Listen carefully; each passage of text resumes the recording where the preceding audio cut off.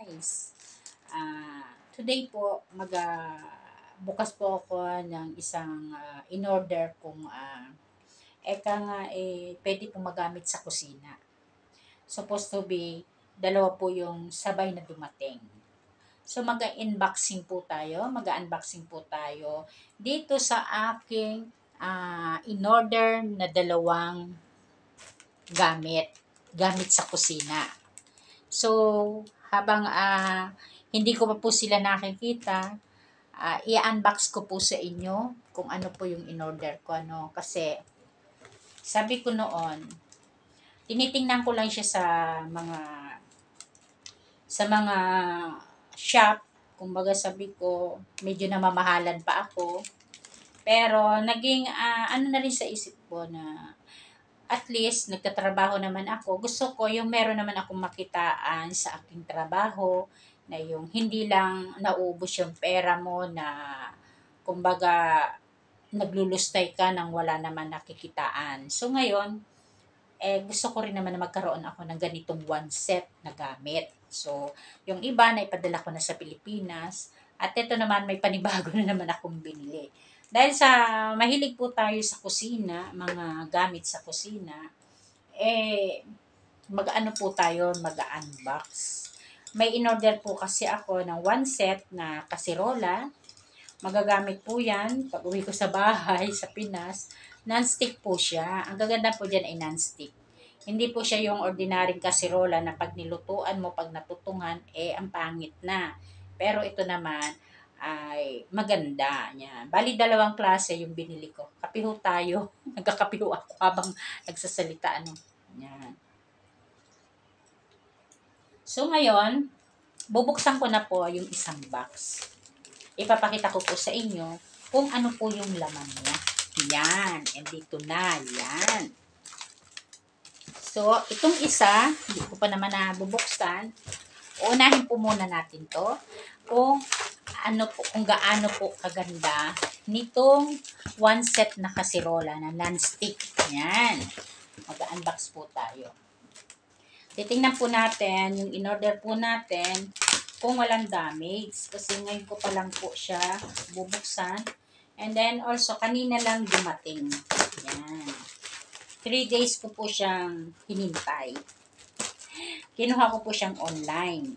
Sabi nila, mahirap daw mag-order sa online. So, susubukan po natin kung gaano kaganda ang isang items na in-order po natin sa online. Yan. Talagang todo talaga sila ingat dito sa gamit. Yan. Meron pa silang bubbles plastic. Talagang hindi madadamage. So, titingnan po natin kung ano po itong nabili natin. Diba?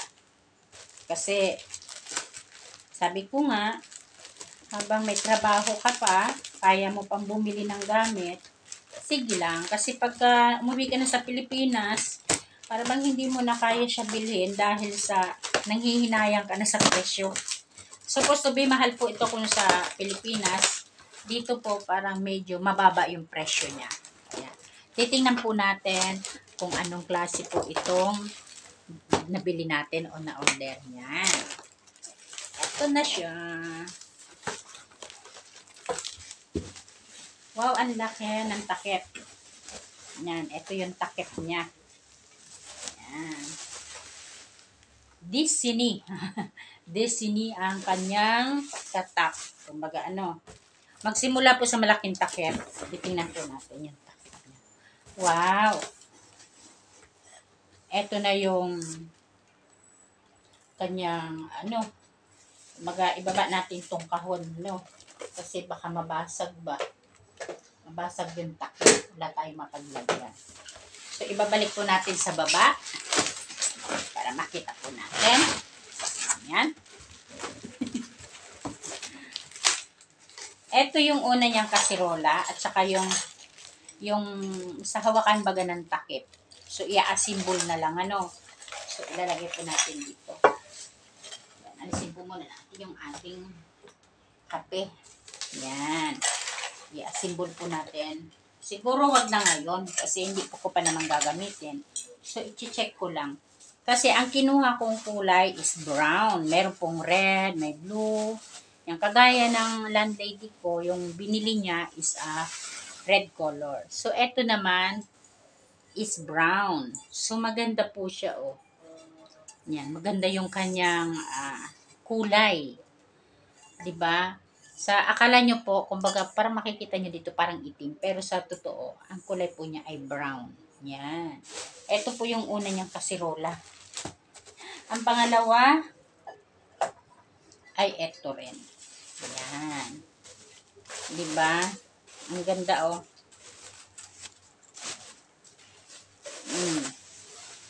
Ito po yung pangalawa niyang kasirola. Magsimula sa maliit, palaki ng palaki. Yan. And then, ito na yung isa. Magagamit po ito pag may okasyon, di ba? Maganda rin po ito pag may okasyon. Bale, tatlo na siya. Di ba? Palaki ng palaki. Yan. Meron pa pong isa. Pang-apat. Yan, ang ganda. Yan, parang style, para siyang kawali na rin masasabi.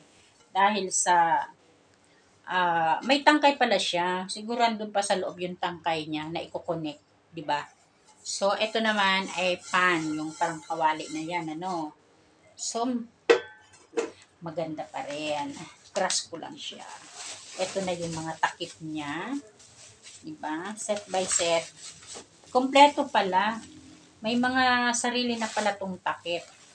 O, ito yung mga takip niya na talagang mamaya itatry po natin, atakpan natin para maganda.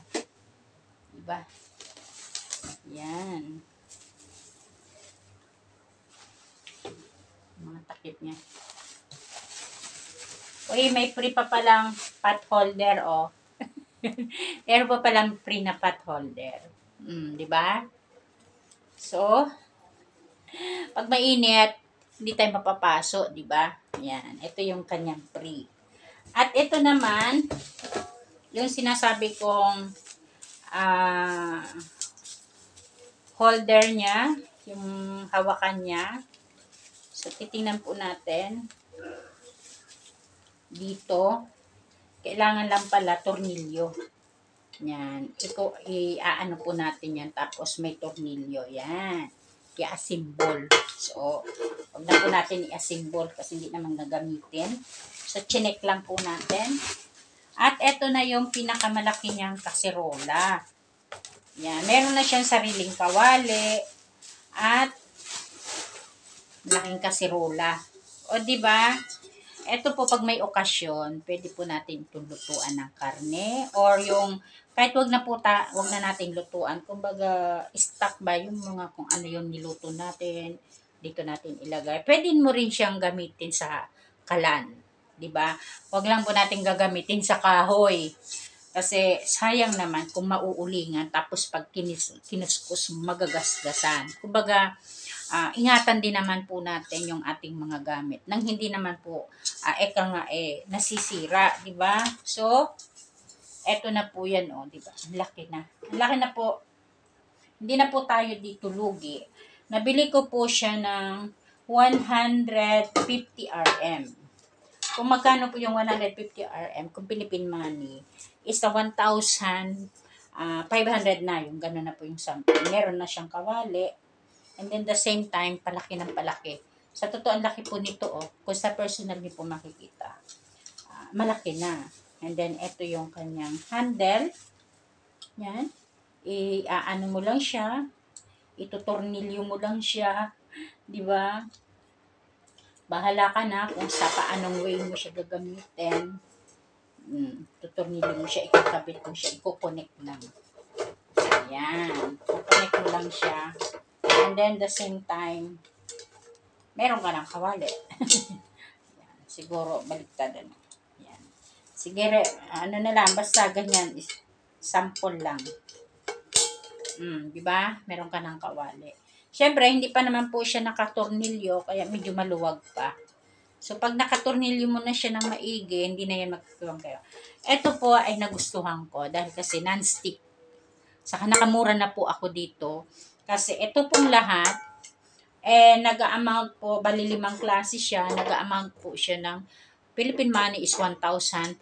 Pero kung sa Pilipinas po, dyan po sa Pinas, kung bibiling po natin to, siguro higit kumulang ng 3,000 plus, di ba? So, parang kalahati yung presyo.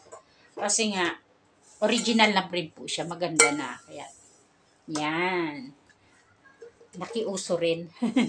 Di ba? Maganda na po. So, ngayon, meron pa po akong isa na ipapakita po sa inyo. Bukod po dito sa in-order ko, syempre, yan. Kasama na yung kanyang, ito yung handle ng takip niya. Syempre, hindi muna natin yan ilalagay. Yan. Pati yung takip. Meron pa po tayong isa na gagawin po natin, bubuksan ulit. Yan. Bubuksan po ulit natin itong isa. At the same time, makikita din po natin kung ano po yung in-order ko. Itong pong mga takip, kung ilan po itong kasirola, 5 rin po yung takip. So, maganda na, hindi ka nalugi. Kumbaga, hindi ka nalugi. Okay na siya. Tapos, pwede mo rin pag magnegosyo ka, may kainang ka, pwede mo rin siya magamit. O, diba? Ayan. Yung kinuha ko rin na make juice, yung machine din, yung juicer, andyan, di ba, nung nakaraan, nakaano ko na yon, na-upload video ko na yon. So, ito naman, air fryer. So, sabi ko noon, gustong-gusto ko rin bumili nun. Alam niyo po ba, almost 3 years ago, na-dream kong bibili ako nito. Kaya nga lang, syempre, hindi naman basta-basta pag ginusto mo, bibilhin mo agad-agad.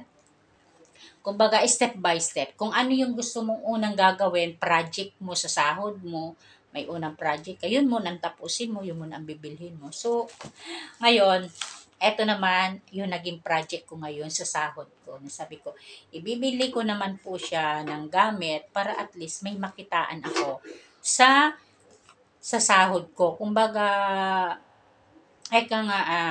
may remembrance ka, di ba? Yan. Ito na yung kanyang plate doon sa air fryer. Titingnan po natin. Ito naman po ay nabili ko rin naman po ito sa murang halaga. Kumbaga, nabili ko siya ng 113 RM. Ibig sabihin, nagpapatak lang siya ng 1,000 something, mga 1,250, mga ganun lang. So, maganda na po. Ang ganda po yung kulay niya. Nakrasan ko po yung kulay niya kasi sabi ko pink. Di ba? Ang ganda na, yung air fryer. Kasi kung, sabi ko nga, kung hindi tayo bibili ng mga gamit sa ating mga sahod, para bang nauubos yung pera ng ganun-ganun lang. Diba? Kailangan bigyan din po natin ng kumbaga regalo ang sarili mo. Ito na po yung regalo ko sa sarili ko na nagkaroon po ako ng mga gamit sa kusina. Yan. Siyempre, pag may okasyon, magagamit mo rin siya.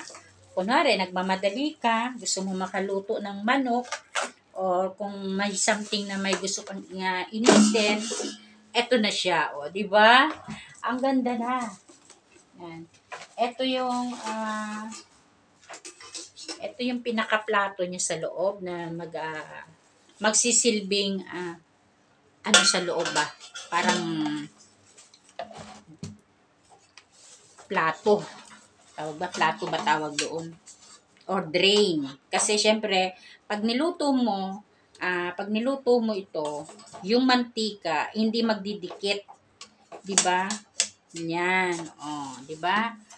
Pag yung mantika may niluto ka, like a manok, may sus, may tutulo man siya, at least, hindi na siya didikit sa manok. Kasi ito, meron na siya parang salaan niya. Di ba? Ito na po yung regalo ko sa sarili ko na nagkaroon po ako ng mga ganitong gamit. Dahil syempre, sabi ko nga, bilang isang nanay, mahilig sa kusina. Mahilig tayo magluto, mahilig tayo bumili ng mga gamit. So, ito na po yung regalo ko sa sarili ko na, kung ako nasa Pinas, parang hindi ko to kayang bilhin. Dahil kasi syempre, pag nasa Pinas tayo, parang manghihinayang na po tayong bumili ng mga gamit natin, di ba?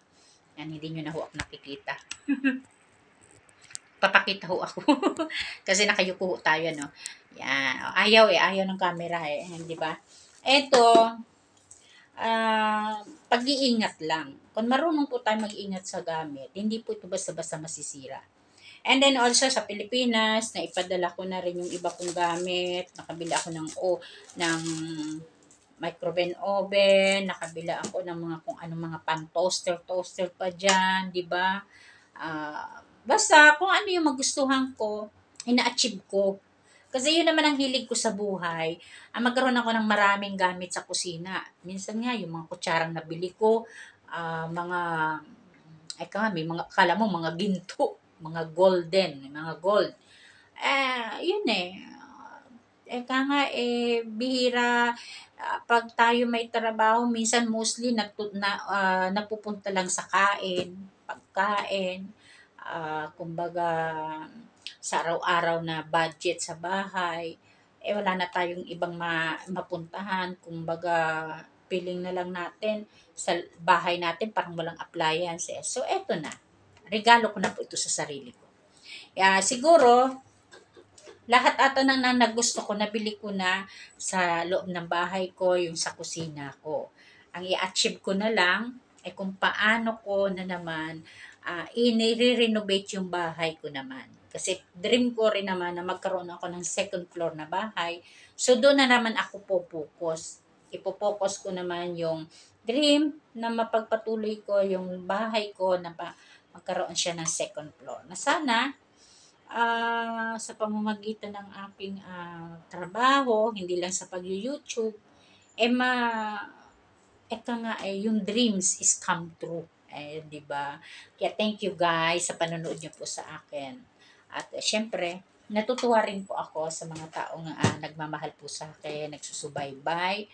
Alam niyo po, konting bagay lang po ito, masayang-masaya na ako. Alam ko, simpleng gamit lang. Pero pag ikaw ang bumili, alam mo sa sarili mo may gusto kang bilhin at hindi pa kaya ng budget mo, parang sinasabi na, noon tinitingnan lang kita. Pero ngayon, akin ka na. O, di ba?